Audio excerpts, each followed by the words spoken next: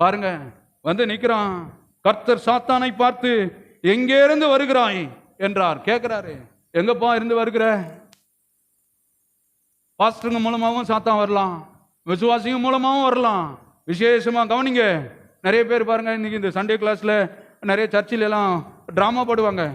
கருப்பு ட்ரெஸ்ஸை போட்டு போட்டு கொம்பு வச்சுட்டு மாதிரி பல்லெல்லாம் நீட்டிக்கிட்டு இருந்தா அவன் எப்படி இருப்பான்? இவன் தான் சாத்தானு. சாத்தான் அந்த வடிவிலே வருவது கிடையாது. அதனால பாருங்க, கருப்பு ட்ரெஸ் போட்டுட்டு நீங்க பெந்தகோஸ்து சபைக்கு போயிட்டீங்களன்னா உங்களை எல்லாம் அதை தீண்டத்தக்காதவங்க மாதிரி பார்ப்பாங்க. இவன் ஆண்டவர் பிள்ளையா இருப்பானா? கருப்புனாவே ஆண்டவருக்கு எங்க எழுதி இருக்குது?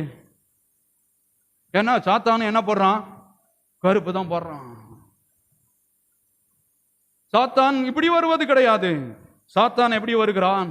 மனித ரூபத்தில், மனிதனுடைய வார்த்தையின் ரூபத்தில் தான் சாத்தான் வந்து நம்மை தொடுகிறானே தவிர அவன் நேரடியா வருவான்னு தெரிஞ்சனா நம்ம ஆளுங்க விளக்கமத்த கையில வச்சுட்டு ரெடியே இருப்பாங்க, இப்படிதான் வருவான் அப்படின்னு. ஆனால் அவன் எப்படி வருவான் தெரியுமா?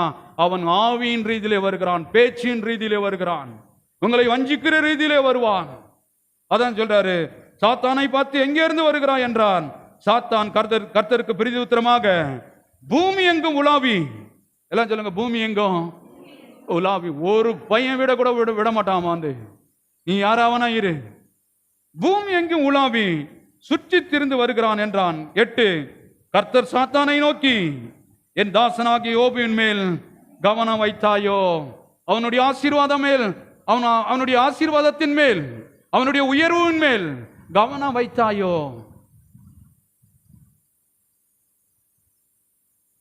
எல்லாம் நீங்க ஜெபிக்காத உங்களை தொடவே மாட்டாமா. அது சொல்லுவோம், பாவம் மேல போகிறதுக்கே விரும்பல, அதனால உங்களை டச்சே பண்ண மாட்டான். நீங்க நிறைய ஜெபிக்கிறவங்களுக்கு நிறைய போராட்டங்கள், பிரச்சனைகள் இருக்கிறது என்றால் என்னன்னா, இவன் உயர்ந்து விடுவான் என்று பிசாத்தானுக்கு தெரியும். அதனாலதான் பல விஷயத்தை எல்லாம் கொடுத்து உங்களை என்ன பண்றான்?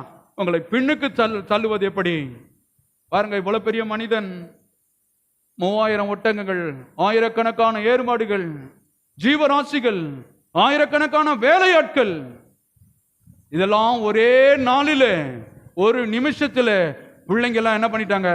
செத்து ஒழிந்தார்கள், அழிந்தார்கள்.